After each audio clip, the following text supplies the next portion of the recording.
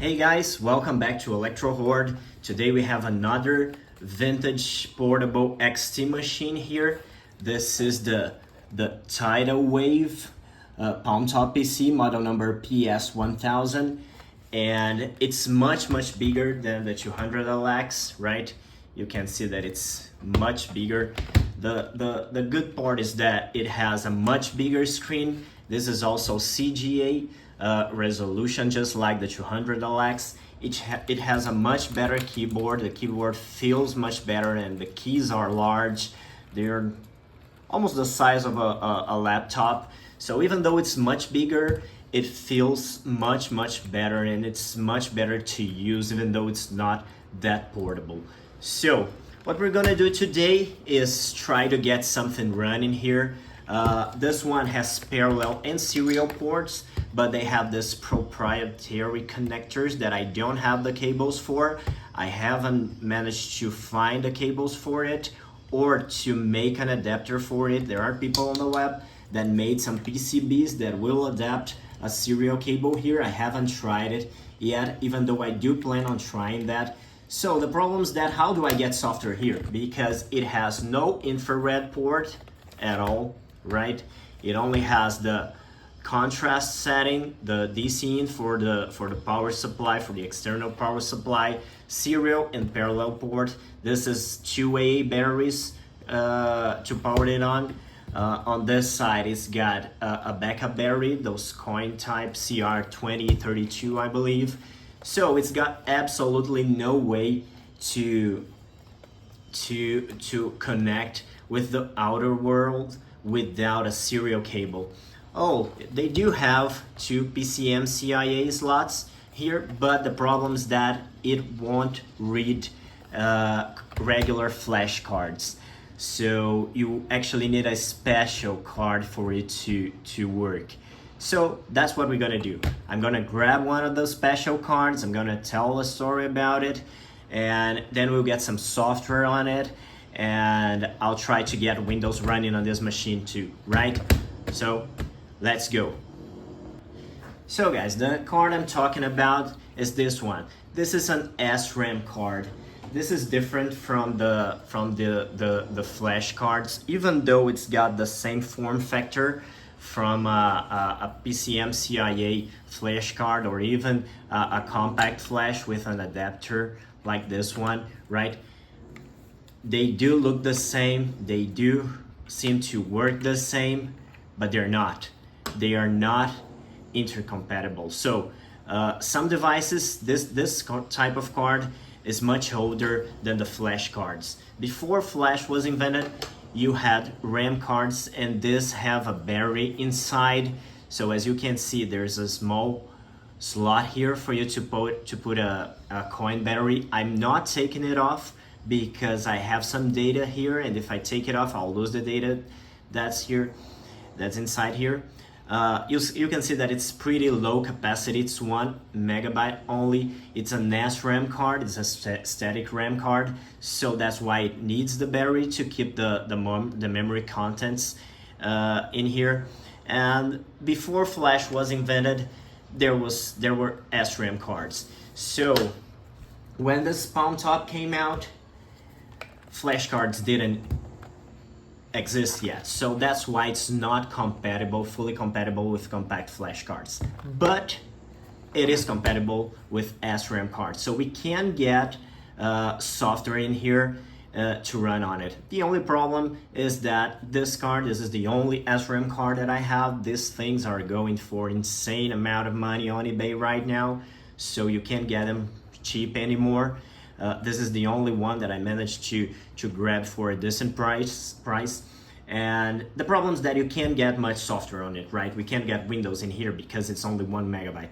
So here's what we're gonna do, and I'm gonna teach you guys how to get flash cards working on this device. Thanks to a guy in a forum. Thank you very much. I don't know who you are, but I'm gonna talk about you in a few minutes. And this guy made a driver that you can install on the Tidalwave palm tops like this one and make them recognize flash cards, right? So that's what we're gonna do. We're gonna first download the driver from the web, copy it over to this card, get this card inside the palm top, and get a flash card on the palm top too, and then install the driver and get the palm top running Windows 3 from a flash card, right? So let's do this. Okay guys, so this is an online forum, VCFED is the name of the forum, and we got this great guy which is called Drenord. This guy actually made a driver, which is this one, which you can still download, and it allows you to have regular compact flash cards on a PCMCIA slot running on the Tidalwave palm top. So all you have to do is load the driver from the config.sys file like this. It has all the instructions on how to get it working on this thread. You can find it online. Just search for CF cards and Tidalwave palm top, and you can pretty easily find this thing and download it. So the idea is that you download the driver, then you get it into the palm top and install it. The only way we can get it into the palm top right now is using this SRAM card. So that's what we're gonna do. We're gonna download this driver, copy it over to here, and then get it on the palm top.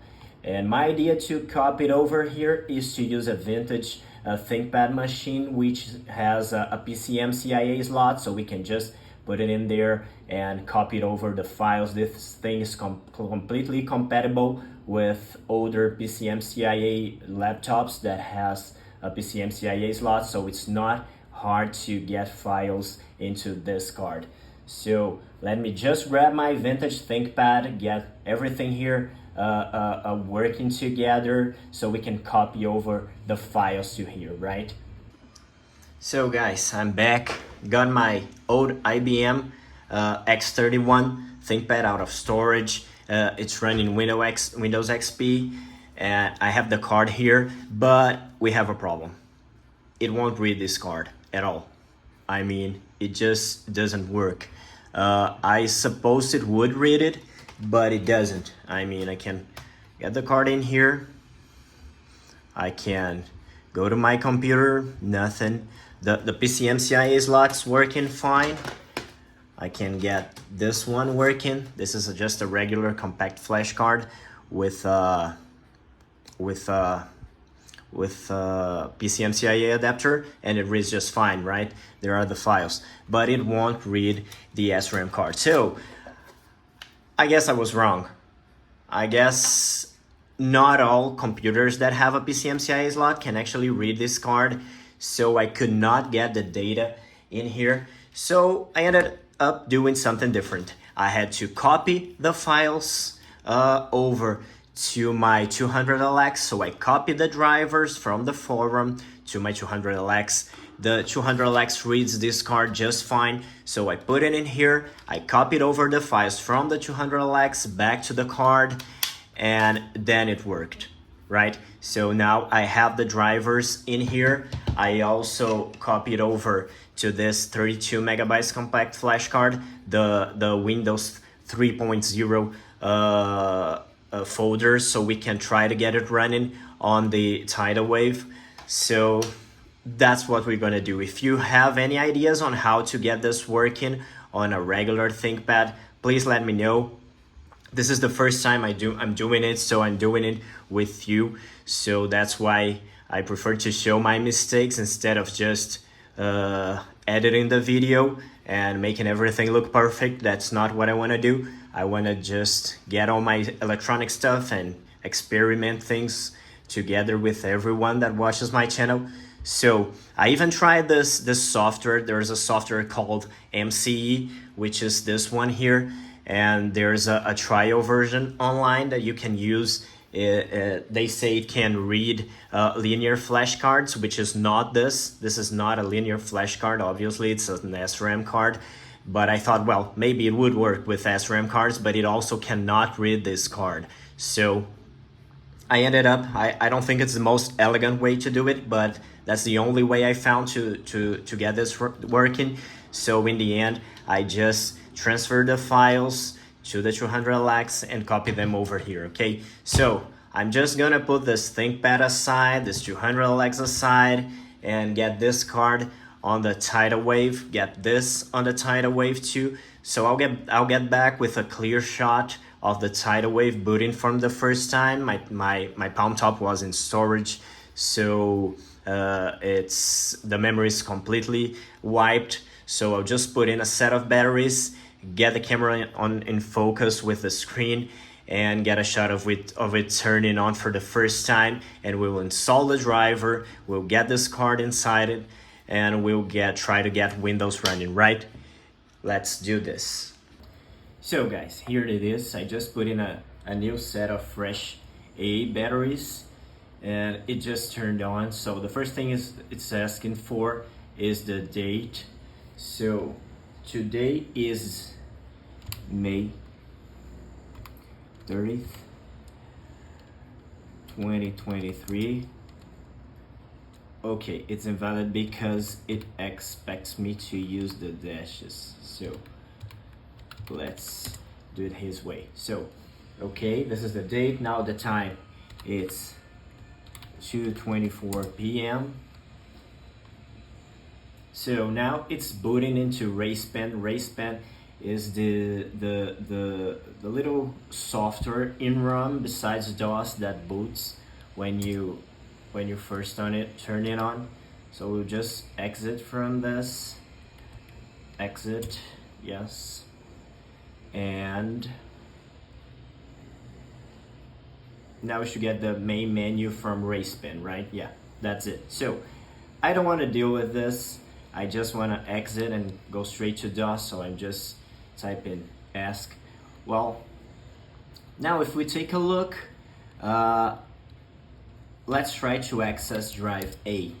Well, it fails. Even though I already have a compact flash card inside, like I showed you guys before, okay? So let's just fail and let's get back to C. Now let's try to redrive B. We also can't redrive B. Let's get back to C, and we can read it because drive B is empty. So here's the SRAM card that we copied over all the files for the compact flash card driver. So let's just get this in here. So let me just try to get this card in here. It's actually on this side.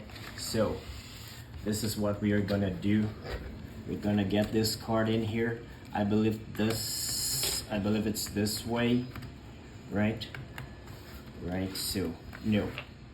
Obviously it's not this way. I do it all wrong. Here are I'm still getting used to doing things while on camera. So okay, now we've got it in. Now this is card A. Okay, so let's try drive A, and we can actually redrive A. So let's list what's on drive A. Well, we have two directories. One is Tidal for this computer, and the other one's for the HP 95LX, which I haven't covered yet in any video here on the channel, but I'll do in the future. So let's just move to the Tidal folder, and let's see what we got in there. I'm getting a little glare here on the screen. Let me just try to get this a little better. Okay, so inside the Tidal we have an install.bat. Let's just run install. It will just copy a few files. This is the batch files I created myself to just copy the files from the driver that we found online. So the drivers are now copied over. Let's try to access drive B, and now we can read drive B, right, which is the compact flash card, right? So we can see that we already have Windows there because we already copied over all the files to it before. So let's just go into Windows and let's see if we can run Windows. Let's try Win. Windows is starting. I don't have a mouse connected here. I don't have anything connected to this Palm Top. The flickering you see on the screen is only on the camera, you can't see it in real life. And this palm top app actually inverts the screen color. That's why everything's inverted. That's just the way it is. I haven't found yet a way to invert again the colors. If you know how to do it, please leave it in the comments, and I'll make another video about it, because I haven't found out a way to do it, right? So this is running, so we can just exit Windows. Okay, we're back to DOS, and that's it, guys. So that's what I wanted to show you today. We have a couple other software here that we can explore. Let's see, I guess we have Word here. Yes, we have Word 55, so CD Word 55. Let's see what we have in there. Well, too many files. Let's just run Word. This is Word for DOS, okay? I found this online. You can find it online. It's abandonware. Microsoft doesn't care about it any longer. So here we can actually see all the menus for Word. It runs just fine. Let's just exit from here too. Okay, so I think this is a better shot. It's pretty interesting to see this little device actually working. I mean, I find it amazing that you can have a Windows running on such a small device. And the keyboard is pretty good. I mean, it's much bigger than the HP 200LX, much bigger. Let me just grab the 200LX here so we can kind of compare it. Well, the HP 200 is much smaller. Let me just close this one. As you can see, it's much smaller. The keyboard is pretty hard to type, in my opinion. This one has a much bigger keyboard. As you can see, it's huge compared to the 200LX, and I find it pretty much better to type on, much more useful, but it's not as portable because it's kind of a big portable XT device, right? But it's still a pretty interesting device. I love it very much. There were various variations from this Tidalwave palm top PC. Many different manufacturers actually rebranded this, but it doesn't matter. They're all exactly the same. They have this big, nice CGA screen. They have this nice big keyboard, which I find very nice to type on. So that's it, guys, for today. Thank you very much for watching. If you like the video, please give it a thumbs up. Please subscribe to the channel. I plan on showing a lot of more interesting vintage mechanical electronics device. And please also leave your comments down below if you have any questions. Thank you very much, and see you next time, everyone. Bye bye.